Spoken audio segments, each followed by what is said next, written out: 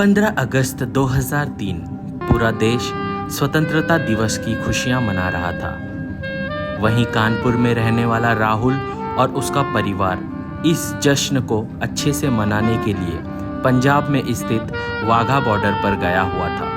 15 अगस्त का समय था, इस वजह से वाघा बॉर्डर पर काफ़ी लोग आए हुए थे। शाम 5 बजे का शो देखकर राहुल अपने परिवार के साथ वहाँ से होटल की तलाश में निकल गया। आसपास के कई होटलों में इंक्वायरी करने के बाद पता चला कि किसी होटल में कमरा खाली नहीं है और वो लोग उदास होकर वहाँ से जाने लगे। तभी अचानक में वहाँ पर एक गार्ड आता है और वो राहुल के पिताजी से कहता है, छोटी मुँह बड़ी बात, अगर आप बुरा ना माने तो एक बात कहूँ। राहुल के पिताजी एक उदार इंसान थे। उन्होंने कहा, अरे बुरा किस बात का, कहिए। मालिक, बुरा ना मानो तो रात काफ़ी ज़्यादा हो गई है और इन बच्चों और औरतों को इतनी रात को बाहर लेकर घूमना सही नहीं होगा।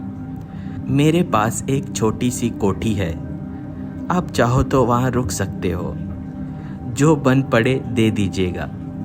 अंधेरा काफ़ी हो चुका था तो राहुल के पिताजी भी उस बात को मान गए।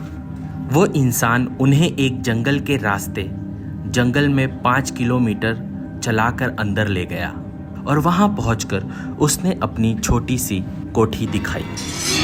राहुल की माँ ने कहा, देखो देखो, मैं यहाँ नहीं रुकने वाली और ये जगह भी ठीक नहीं लग रही। पर पिताजी के समझाने पर वो मान गई। हम सब अपना सामान लेकर अंदर चले गए और वो शख्स भी वहाँ से चला गया। उसने जाते जाते पिताजी से कहा, मैं सुबह 7 बजे आऊँगा। हम सब घर में बैठकर बातें कर रहे थे। पूरा दिन क्या हुआ उसका जिक्र कर रहे थे। तभी दरवाजे पर किसी ने दस्तक दी। पिताजी ने ये कहते हुए दरवाज़ा खोला, इतनी रात गए इस जंगल में कौन हो सकता है। जैसे ही पिताजी ने दरवाज़ा खोला तो देखा वहाँ कोई नहीं था। दरवाज़ा बंद करके वो अंदर आ गए।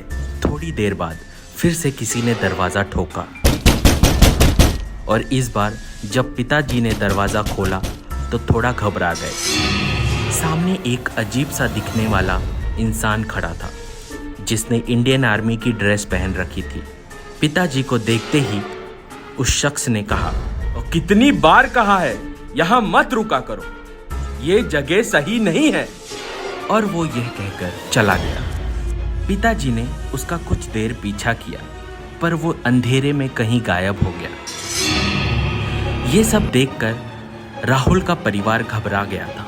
पिताजी घर के अंदर आकर बोले, सब लोग एक कमरे में छुप जाओ, मैं देखता हूँ इसका क्या करना है। राहुल के पिताजी ने राहुल और उसके परिवार को एक कमरे में बंद कर दिया और खुद हॉल में बैठ गए। थोड़ी देर बाद राहुल की माँ के मोबाइल पर एक कॉल आता है। शीला, शीला, शीला, तुम बच्चों को लेकर वहां से अभी के अभी निकलो, यहाँ कुछ सही नहीं है। माँ ने कहा, आप इतना हाफ क्यों रहे और आप हो कहाँ पर? यहाँ जंगल में रास्ता भटक गया हूँ। अगर आप वहाँ हैं तो यहाँ हॉल में कौन बैठा है?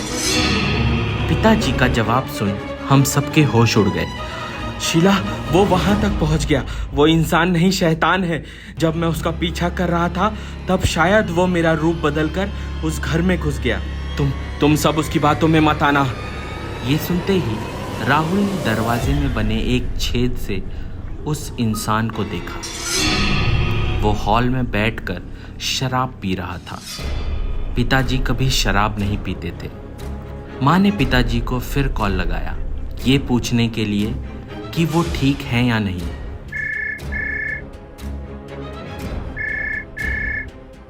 पर पिताजी ने इस बार कॉल नहीं उठाया। सुबह होते ही राहुल और उसका परिवार उस गार्ड को ढूंढने के लिए निकल गए जिसने उन्हें वो घर दिलाया था, पर उसका कहीं कोई पता नहीं चला। पिताजी का भी कोई पता नहीं चला और 4 दिन बाद राहुल के घर एक खबर आती है, उसके पिताजी की डेड बॉडी जंगल में मिली है, जिन्हें बहुत बुरी तरीके से मारा गया है। उस दिन क्या हुआ था पिताजी के साथ आज तक किसी को नहीं पता और पुलिस भी इसका पता नहीं लगा पाई। इस बात को बीते करीब 20 साल हो गए। राहुल आज भी 15 अगस्त के दिन वहाँ जाता है और ये देखता है कि कोई गलती से उस घर में ना ठहरे। राहुल के साथ जो हुआ वो और किसी और के साथ नहीं होने देना चाहता।